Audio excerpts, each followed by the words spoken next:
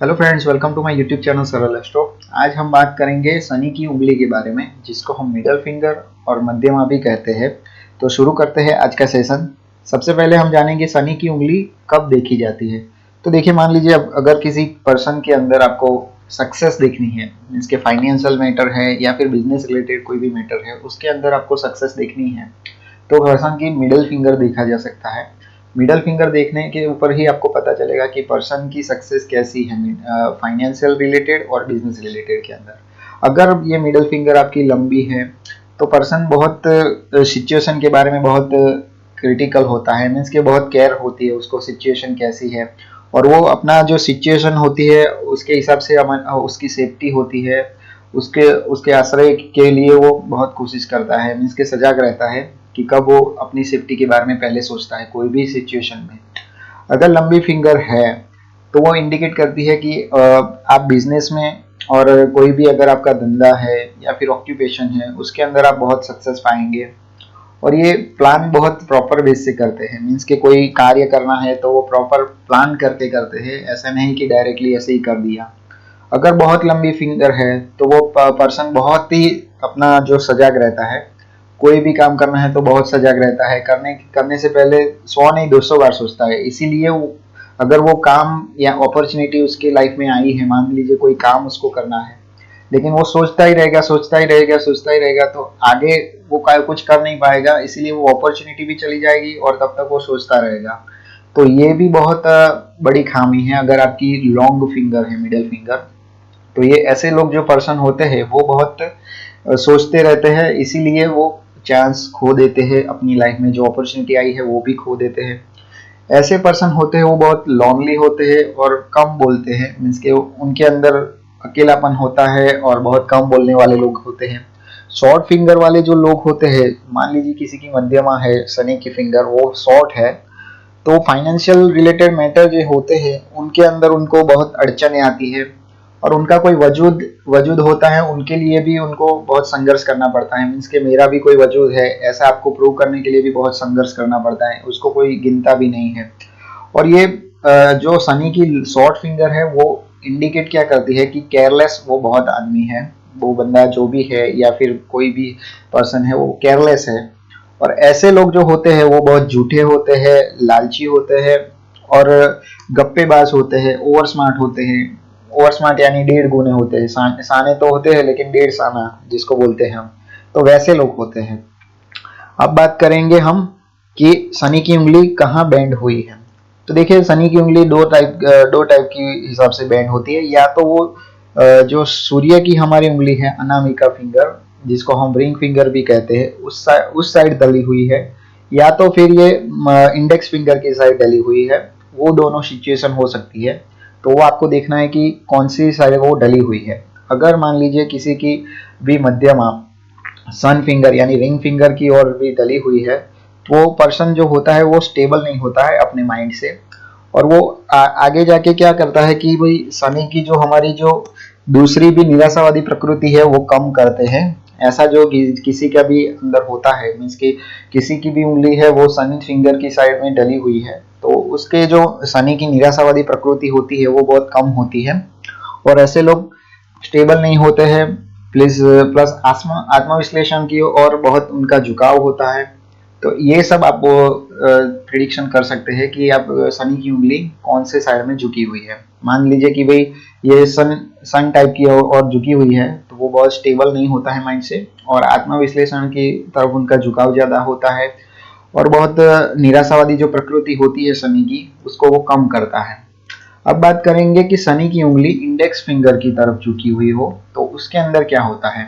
तो अगर किसी की भी उंगली इंडेक्स फिंगर की तरफ झुकी हुई हो तो वो पर्सन बहुत सीरियसनेस होता है, उसके अंदर बहुत सीरियसनेस होती है और उसके अंदर बुद्धि भी बहुत होती है, उसके अंदर ईगो बहुत कम होता है, और महत्वाकांक्षा के ऊपर उसके अंदर वो जो साना होता है उसके अंदर विजडम होती है उनकी जो भी है, तो उससे वो कंट्रोल में आ जाता है। इसलिए उनके अंदर महत्वाकांक्षा तो होती है, लेकिन उसको कैसे कहाँ यूज करना है, उसकी महत्वाकांक्षा को कैसे आगे बढ़ाना है, उसके अंदर उसको बुद्धि भी उसको ज्यादा मैटर करती है कि वो बुद्धि से भी सोचता है कि भाई कहाँ कैसे क्या करना है। अब बात करेंगे पर्व के बारे में। फेलेंजिस। फेलेंजिस के बारे में हम बात करेंगे तो जो प्रथम पर्व है, ये पर्व इसको हम प्रथम पर्व कहेंगे। तो प्रथम पर्व जो होता है अगर वो लंबा है दूसरे दो पर्व से, तो पर्सन के अंदर गूढ़ विद्या ज्यादा होती है, गूढ़ विद्या का वो जानकार होता है बहुत बड़ा। और अगर सेकंड फेलेंजिस ज्यादा बड़ा है तो वो पर्सन का इंडिकेट ऐसा करता है कि उसको साइंस और मैथ्स के अंदर ज्यादा इंटरेस्ट है, वो अपनी मातृभूमि को ज्यादा प्यार करता है और वो आगे जाके फार्मर, बहुत बड़ा फार्मर बन सकता है। और या तो फिर वो खनिज तत्व होते हैं उनके रिलेटेड कोई भी आइटम है उनका कोई व्यापार करता है, या फिर कहीं ना कहीं वो जुड़ा हुआ होता है। थर्ड फेलेंजिस अगर वो आपका लंबा है तो ऐसा पर्सन जो होता है वो बड़ों की रिस्पेक्ट बहुत अच्छे से करता है, और उनके जो पुरखों की जो परंपराएं होती है, वो संस्कार होते हैं, वो रीत रिवाज होते हैं, वो मर्यादाएं होती है, उनको वो बहुत फॉलो करता है। अगर ये थर्ड थर्ड पर्व जो थर्ड फेलेंजिस है वो अगर शॉर्ट है, मीन्स के छोटा है और बहुत मोटा है, तो ऐसे पर्सन जो होते हैं वो बहुत गप्पेबाज होते हैं, लालचू होते हैं, और उनके उनके लिए जो क्वालिटी होती है वो ज्यादा मैटर नहीं करती है, क्वांटिटी ज्यादा मैटर करती है। मान लीजिए अगर किसी कोई भी जगह 10 रुपए में 5 आइटम मिल रही है लेकिन उसकी क्वालिटी खराब है, लेकिन अगर दूसरी जगह भी आप जाएंगे तो 10 रुपए की 2 आइटम मिलती है लेकिन उसकी क्वालिटी अच्छी है, तो वो पर्सन ऐसी चूज करेगा आइटम जो जिसमें 10 रुपए की 5 आइटम मिलती है। तो ऐसे लोग होते हैं। अब बात करेंगे हम कि जो शेप होता है मिडल फिंगर का वो कैसा हो, तो फिर क्या होता है। तो हम पहले बात करेंगे कॉनिकल फिंगर के बारे में, मीन्स के जो पॉइंटेड फिंगर जो हमारी होती है, ज्यादातर मामलों में ऐसी कोई फिंगर होती नहीं है, बट मान लीजिए किसी की पॉइंटेड फिंगर हो मध्यमा, तो उसके अंदर मिस्टीरियस नॉलेज ज्यादा होता है, गूढ़ गूढ़ विद्या ज्यादा होती है, अनकहे रहस्य उसके अंदर सुलझाने की बहुत नॉलेज होती है या फिर इच्छाएं होती है। अगर ये कॉनिकल फिंगर है, मीन्स के जो पॉइंटेड फिंगर है उसके अंदर भी आपका प्रथम पर्व है वो लंबा है, तो वो बहुत दयालु आदमी होता है, बहुत रेप्यूटेबल आदमी होता है, और वो बहुत कंजूस भी होता है। ऐसा नहीं कि भाई वो दयालु भी है, यशस्वी भी है और कंजूस भी है।